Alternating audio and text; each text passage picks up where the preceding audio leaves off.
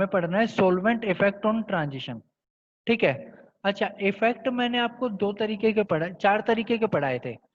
ठीक है। कौन कौन से पढ़ाए थे? Bathochromic shift, hypsochromic shift, hyperchromic shift और हाइपोक्रोमिक शिफ्ट। हमें सोलवेंट का इफेक्ट देना है, देखना है सोलवेंट का क्या इफेक्ट पड़ेगा। और सोलवेंट का इफेक्ट जब देखते हैं तो सोलवेंट की पोलैरिटी का इफेक्ट देखते हैं। सोलवेंट का जब इफेक्ट देखते हैं ना तो सोलवेंट की पोलैरिटी का इफेक्ट देखते हैं। मतलब मैं ऐसे कहूं कि सोलवेंट की पोलैरिटी का क्या इफेक्ट पड़ेगा, किस पे? वेवलेंथ पे।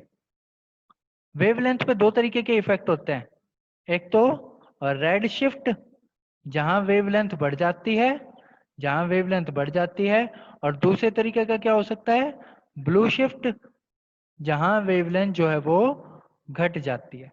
ठीक है। ये दो तरीके इफेक्ट हो सकते हैं सोलवेंट के। और ये दो तरीके के इफेक्ट होंगे कब? जब सोलवेंट की पोलैरिटी बढ़ाई जाएगी।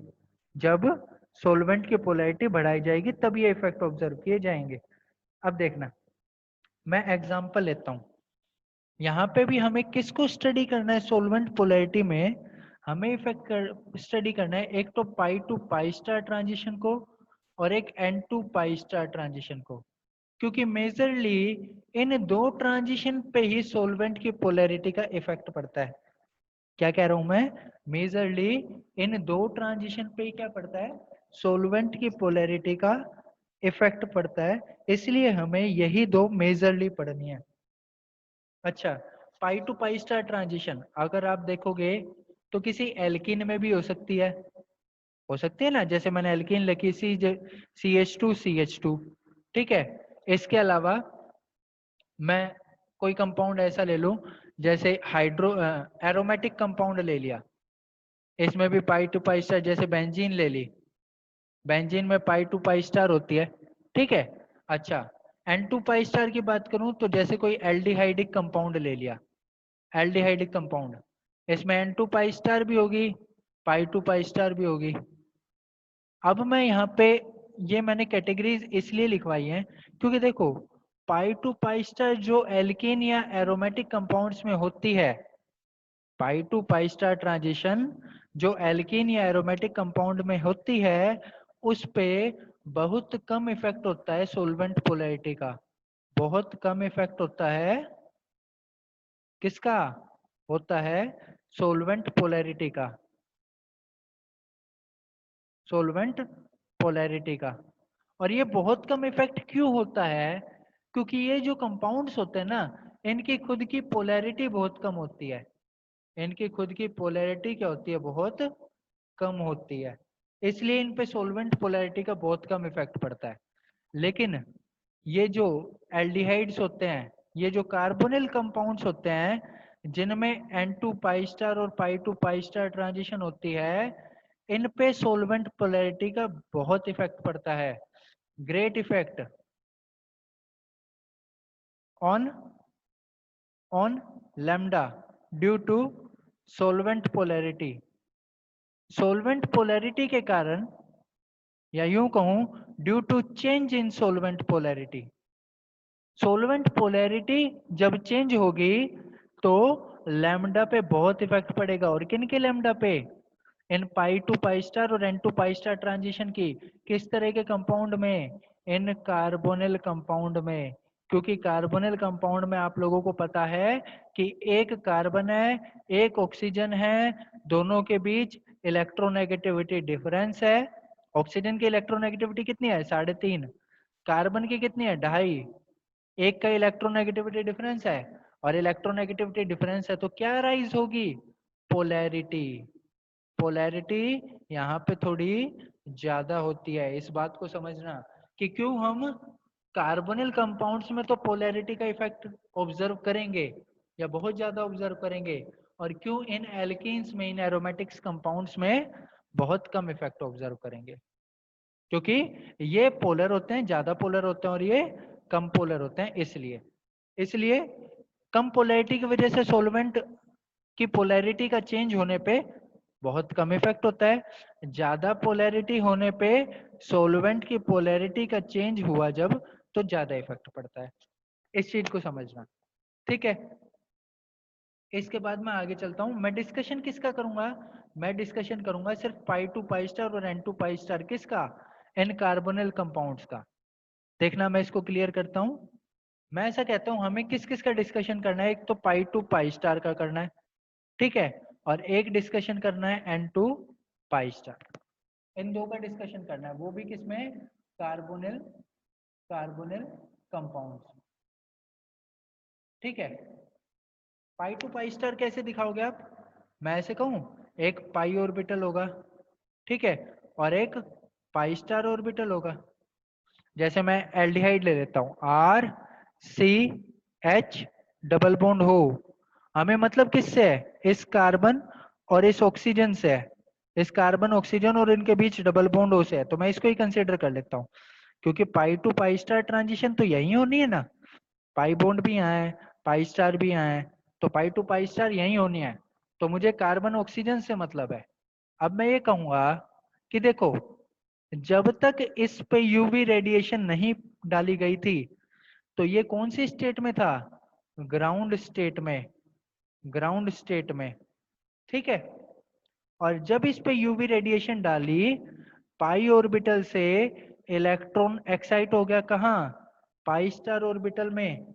तो इस स्टेट को मैं कहूंगा एक्साइटेड स्टेट, एक्साइटेड स्टेट, ठीक है। तो पाई स्टार वाले को मैं क्या कह रहा हूं? एक्साइटेड स्टेट, ठीक है। पाई वाले को क्या कह रहा हूं मैं? Ground state. मैं कह रहा हूं जब तक ये इलेक्ट्रॉन्स यहीं थे, कोई ट्रांजिशन नहीं हुई थी, तो ग्राउंड स्टेट, ठीक है। जैसे ही ट्रांजिशन हुई तो एक्साइटेड स्टेट। अच्छा, मैं अब ये कहना चाहता हूं, देखो आप इसको तोड़ के कैसे दिखाओगे? आपने यूवी डाली, आप इसको ऐसे दिखाओगे, कार्बन एक बॉन्ड ऑक्सीजन के साथ। अच्छा, आपने ये पाई बॉन्ड तोड़ के इसका एक्साइटेशन किया, तो इसको दिखाने का तरीका पता है क्या होता है? एक इलेक्ट्रॉन यहां और एक इलेक्ट्रॉन यहां। ऐसे दिखाने का मतलब क्या है? आपने पाई टू पाई स्टार ट्रांजिशन की है, इस पाई बॉन्ड को तोड़ दिया, एक इलेक्ट्रॉन, देखो ये नीचे वाला इलेक्ट्रॉन ऐसे दिखा सकते, ऐसे समझ सकते हो, ये नीचे वाला इलेक्ट्रॉन पाई में है, ये ऊपर वाला पाई स्टार में है, ऐसे भी समझ सकते हो, ठीक है। तो pi to pi star transition हुई है। अब यहाँ होता क्या है? यहाँ पे ये होता है कि ये जो एक्साइटेड स्टेट बनी पाई टू पाई स्टार ट्रांजिशन पे, या मैं यूं कहूंगा ये जो पाई स्टार ऑर्बिटल है ना यहाँ पे, ये एक्साइटेड स्टेट वाला, ये पाई स्टार, ये जो होता है ये ज्यादा पोलर होता है, मोर पोलर होता है। अच्छा, और ये जो पाई होता है ना, ये वाला पाई, ये क्या होता है? लेस पोलर होता है। लेस पोलर और मोर पोलर। अच्छा, लेस पोलर होने से और मोर पोलर होने से क्या होगा? देखना यहाँ पे मैं इफेक्ट ऑब्जर्व कर रहा हूँ ना, मैं यहाँ पे लिखता हूँ less solvent polarity, less solvent polarity, ठीक है। और ये एनर्जी गैप दिखाता हूं इन दोनों के बीच का, ठीक है। तो अभी ये गैप क्या है? इवन है।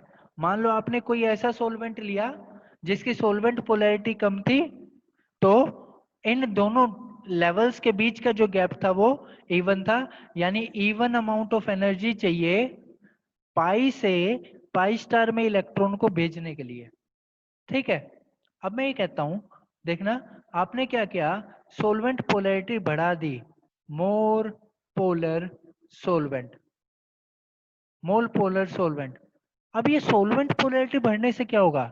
ये सोलवेंट जो है ना, ये इस पाई स्टार के साथ भी इंटरेक्ट करेगा, ये इस पाई के साथ भी इंटरेक्ट करेगा, ठीक है। सोलवेंट पोलैरिटी जैसे ही बढ़ी, वो पोलर सोलवेंट इस पाई स्टार के साथ भी इंटरेक्ट करेगा, इस पाई के साथ भी इंटरेक्ट करेगा, और दोनों को सोलवेट करेगा, सोलवेट करेगा।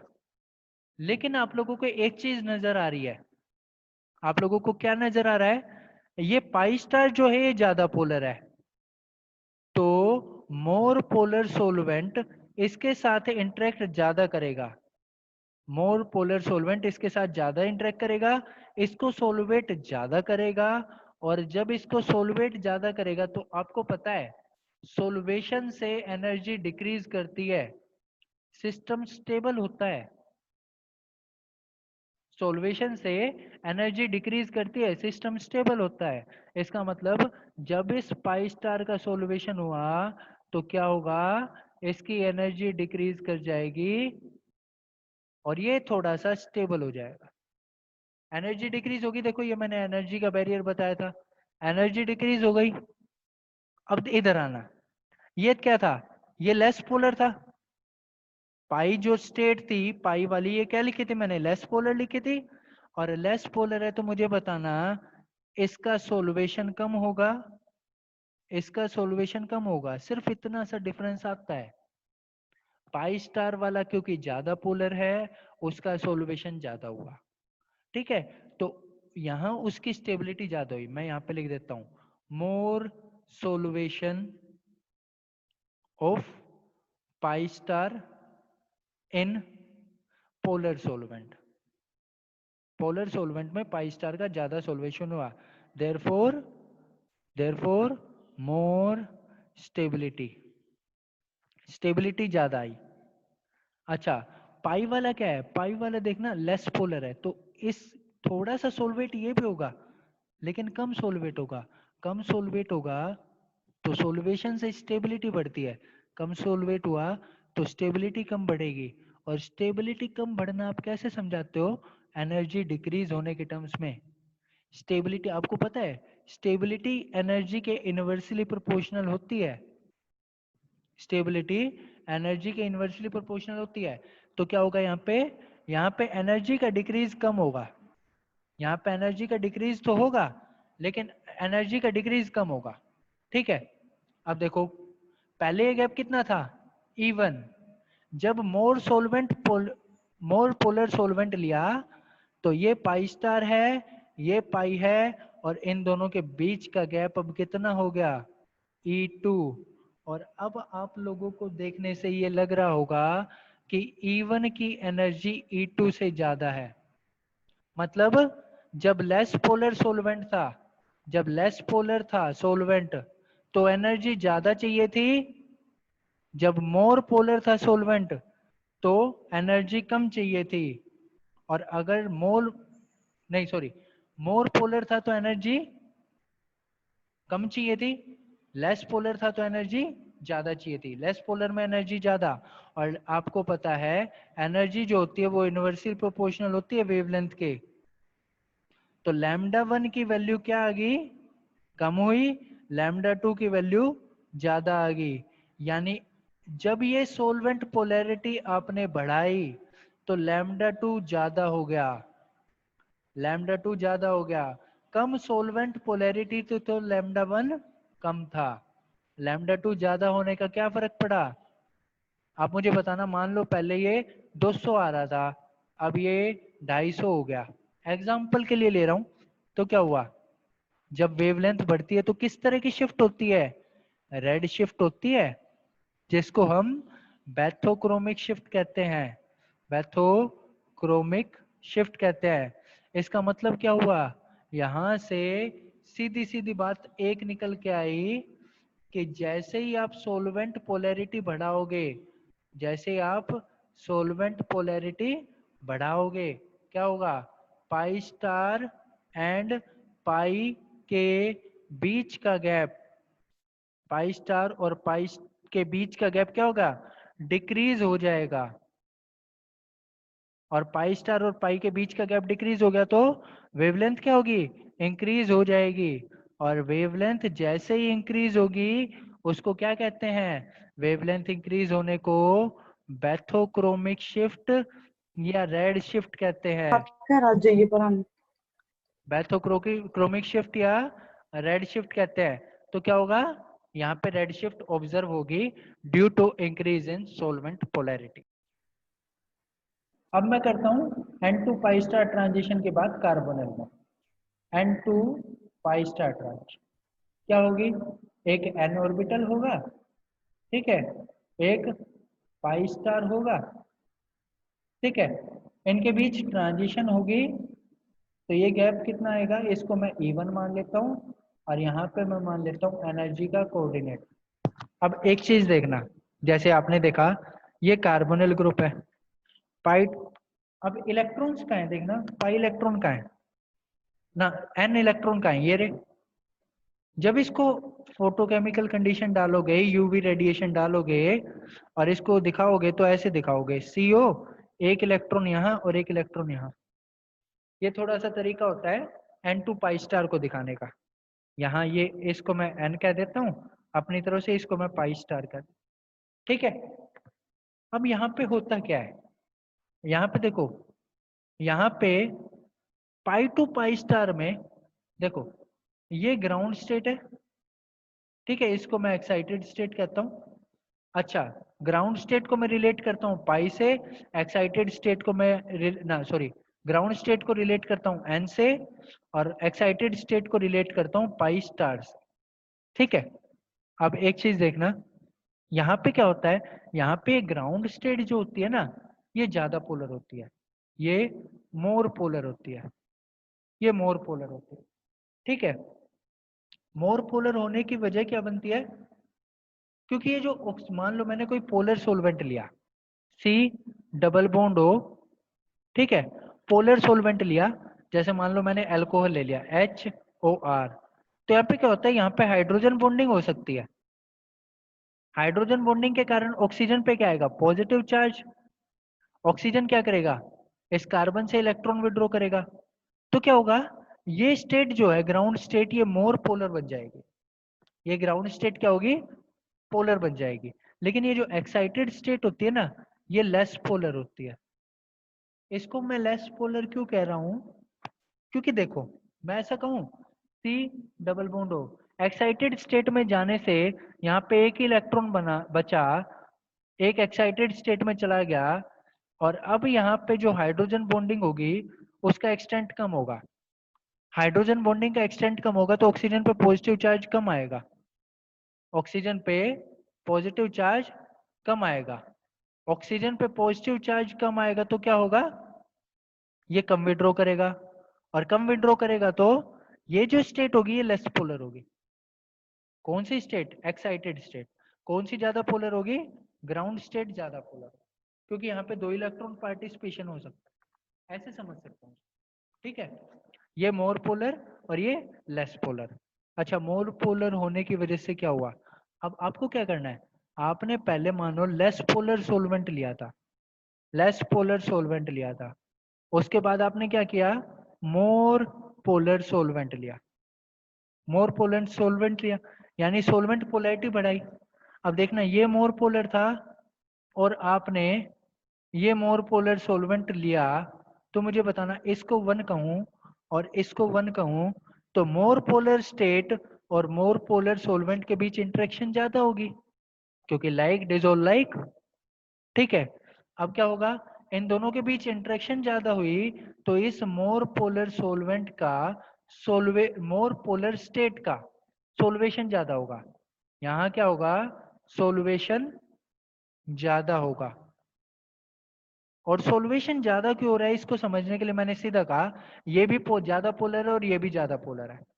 ठीक है, सोल्वेशन ज्यादा होगा, सोल्वेशन ज्यादा होने से क्या होगा, एनर्जी का डिक्रीज ज्यादा होगा। जितना ज्यादा सोल्वेशन उतना ज्यादा यहाँ एनर्जी का डिक्रीज, ऐसे दिखाऊंगा, ये एनर्जी का डिक्रीज ज्यादा हुआ। ठीक है, ये क्या है, लेस पोलर है, इसको मैं 2 कह देता हूँ। ठीक है, अब देखो, सोलवेंट आपने मोर पोलर लिया, और आपकी जो स्टेट थी पाई स्टार, एक्साइटेड स्टेट जिसको कह रहे हो, वो लेस पोलर है, तो क्या होगा, less polar more polar, interaction कम होगी, क्योंकि लाइक डिसॉल्व लाइक का चलता है, इसलिए लेस पोलर स्टेट के साथ सोल्वेशन कम होगी, सोल्वेशन कम होगी। और सोल्वेशन कम होने का मतलब क्या है, यहाँ पे एनर्जी का डिक्रीज क्या हुआ, डिक्रीज तो हुआ लेकिन कम हुआ। अब इतनी सी बात आप देख लो कि ये गैप कितना हो गया, देखो इस गैप को मैं E2 कह देता हूँ, ये N है, ये पाई स्टार है। ये लेस पोलर सोलवेंट में गैप था E1, ये मोर पोलर सोलवेंट में गैप है E2, और मैं ऐसा कह देता हूँ, सोलवेंट पोलैरिटी बढ़ने से क्या हुआ, मैं ऐसा कहता हूँ पहले कि E1 कम है E2 ज्यादा है, यानी सोलवेंट पोलैरिटी बढ़ने से ये गैप बढ़ गया, और गैप बढ़ गया तो मुझे बताना, क्योंकि वेवलेंथ इनवर्सली प्रोपोर्शनल होती है, ये वेवलेंथ की वैल्यू घट जाएगी, ये वेवलेंथ की वैल्यू घट जाएगी। मैं ऐसा कहता हूँ लैम्डा 1 ज्यादा आएगा लैम्डा 2 के कंपैरिजन में, उससे लैम्डा 1 की वैल्यू ज्यादा होगी, लैम्डा 1 की वैल्यू ज्यादा होगी। अब एग्जांपल ये ले लो, यहाँ पे लैम्डा 1, यहाँ पे लैम्डा 2, मानो ये आ रहा था 245, ये आ गया 225, तो अब मुझे बताना वेवलेंथ घट गई, और वेवलेंथ घटने को क्या कहते हो, ब्लू शिफ्ट कहते हो, ब्लू शिफ्ट। ब्लू शिफ्ट कहते हो। तो क्या हुआ, यहाँ पे ब्लू शिफ्ट होगी, इसका मतलब क्या हुआ, इसका मतलब ये हुआ जैसे ही आपने सोलवेंट पोलैरिटी बढ़ाई, सोलवेंट पोलैरिटी बढ़ाई, उससे क्या हुआ, एन और पाई स्टार के बीच का गैप बढ़ गया, बीच का गैप बढ़ गया, इंक्रीज हो गया। अगर ये गैप इंक्रीज हो गया तो मुझे बताना वेवलेंथ की वैल्यू डिक्रीज हो जाएगी, और वेवलेंथ की वैल्यू डिक्रीज हो जाएगी तो यहाँ कौन सा शिफ्ट होगा, ब्लू शिफ्ट होगा। आपको ये चीज अब आखिर में ये दो बातें ध्यान रखनी होंगी कि पाई टू पाई स्टार में रेड शिफ्ट होता है और एन टू पाई स्टार में ब्लू शिफ्ट होता है। ठीक है, ये दो बातें ध्यान रखनी होंगी। Solvent polarity increase, solvent polarity increase होगी तो पाई टू पाई स्टार में रेड शिफ्ट और एन टू पाई स्टार में blue shift, n to pi star में ब्लू शिफ्ट, इन दो बातों का आपको ध्यान रखना होगा। देखो हमें क्या पढ़ना है, हमें पढ़ना है इफेक्ट ऑफ स्टेरिक क्राउडिंग। मैं लिखता हूं effect of steric crowding, steric crowding, crowding का क्या इफेक्ट पड़ता है देखना। मैं ऐसा कहता हूं कि एग्जाम इसको कई जगह आप लोगों को ऐसा भी मिल जाएगा जो आपके सिलेबस में मेंशन्ड है, effect of steric crowding, effect of steric crowding on biphenyl, steric crowding on biphenyl, biphenyl पे क्या इफेक्ट पड़ता है, आपके सिलेबस में बाइफिनाइल वाला मेंशन्ड है। ठीक है, कई जगह आप लोगों को ये लिखा मिल जाएगा effect of steric crowding, effect of steric crowding on coplanarity, coplanarity पे क्या इफेक्ट, प्लेनरिटी, कोप्लेनरिटी मतलब प्लेनरिटी पे क्या इफेक्ट है। ठीक है, प्लेनरिटी पे स्टेरिक क्राउडिंग का क्या इफेक्ट है वो पढ़ेंगे। अब देखो मैं ऐसा कहता हूँ, मैं बाइफिनाइल का केस लेता हूँ। बाइफिनाइल क्या होता है, पीएच, दो फिनाइल रिंग आपस में जुड़ गई, कैसे जोड़ोगे देखो, एक दो ऐसे, और ये बाइफिनाइल,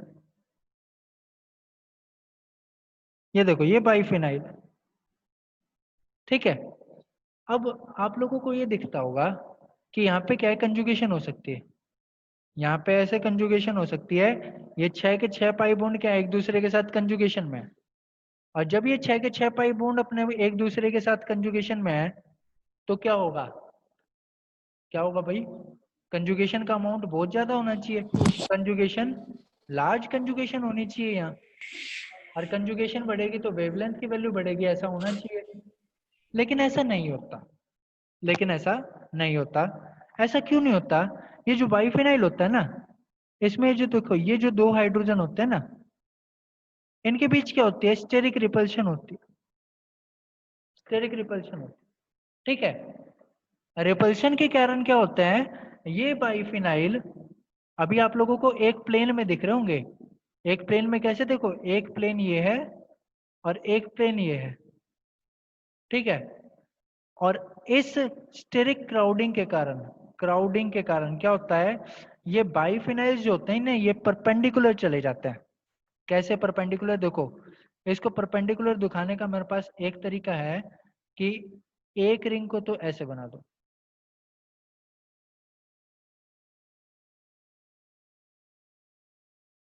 ये रिंग ऐसे प्लेन में, ठीक है, और दूसरी रिंग को ऐसे, ठीक है। अब देखो, आपको ये दोनों रिंग परपेंडिकुलर दिखेंगी एक दूसरे के।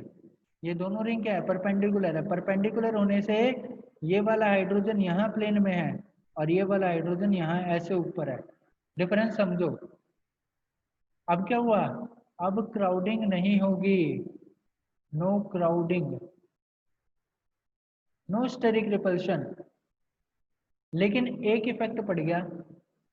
एक इफेक्ट क्या पड़ गया, इन 3 पाई बॉन्ड्स की जो कंजुगेशन थी किनके साथ, इन 3 पाई बॉन्ड के साथ, वो खत्म हो गई। और वो खत्म होने का रीजन क्या है, यहाँ पे देखो, यहाँ पे जब ये दोनों रिंग एक ही प्लेन में थी तो जो पी ऑर्बिटल थे वो सारे पैरेलल थे। वो सारे पी ऑर्बिटल जो पाई बॉन्ड बना रहे थे वो पैरेलल थे। और आप लोगों को अगर ध्यान हो तो कंजुगेशन तभी हो सकता है जब ऑर्बिटल्स पैरेलल होते हैं।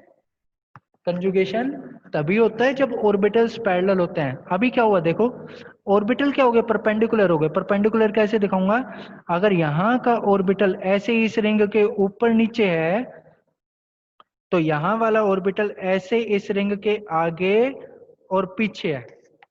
डिफरेंस आ गया। ये एक ऑर्बिटल तो ऐसे, मैं अबव एंड बिलो, ऊपर और नीचे की बात कर रहा हूँ, एक के आगे पीछे ऐसे बात कर रहा हूँ।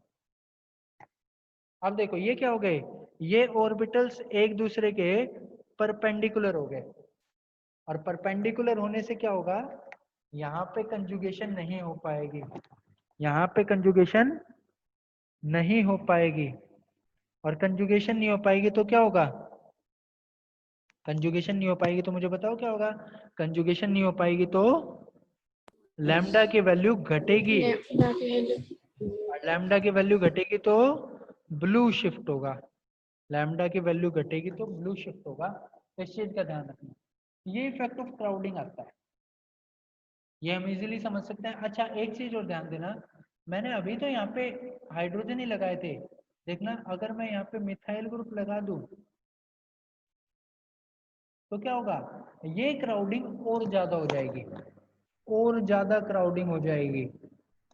अच्छा और ज्यादा क्राउडिंग होने का केस क्या है, जब मान लो हाइड्रोजन था तो मैं ऐसे कहता हूं क्राउडिंग कम थी, स्टेरिक रिपल्शन कम थी, तो परपेंडिकुलर कम गया, परपेंडिकुलर कम था। ये दोनों रिंग एक दूसरे के परपेंडिकुलर कम थी, इतना कंजुगेशन जो है वो खत्म नहीं हुआ था। परपेंडिकुलर जाने से क्या होता है, कंजुगेशन वैनिश हो जाता है, खत्म हो जाता है, इतना ज्यादा नहीं खत्म हुआ था। लेकिन जैसे ही ये मिथाइल ग्रुप लगाए, ये रिंग हमेशा परपेंडिकुलर रहने लग गई, हमेशा परपेंडिकुलर रहने लग गई, हमेशा परपेंडिकुलर रहने लगी, तो कंजुगेशन तो बिल्कुल ही खत्म हो गया। कंजुगेशन ऐसे लिखूंगा, बिल्कुल खत्म हो गया।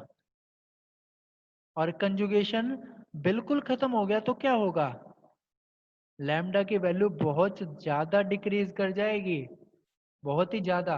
मान लो अगर ये हाइड्रोजन थे, बाइफिनाइल वाला केस था ऐसे, अगर एक अपनी तरफ से एग्जांपल ले लूं, बाइफिनाइल वाला केस था, रिपल्शन के कारण इसकी वैल्यू मैं ऐसे मानो 225 आनी चाहिए थी, 205 आ रही है, तो मिथाइल ग्रुप लगाते ही 225 आनी चाहिए थी, ये 195 190 आने लग जाएगी।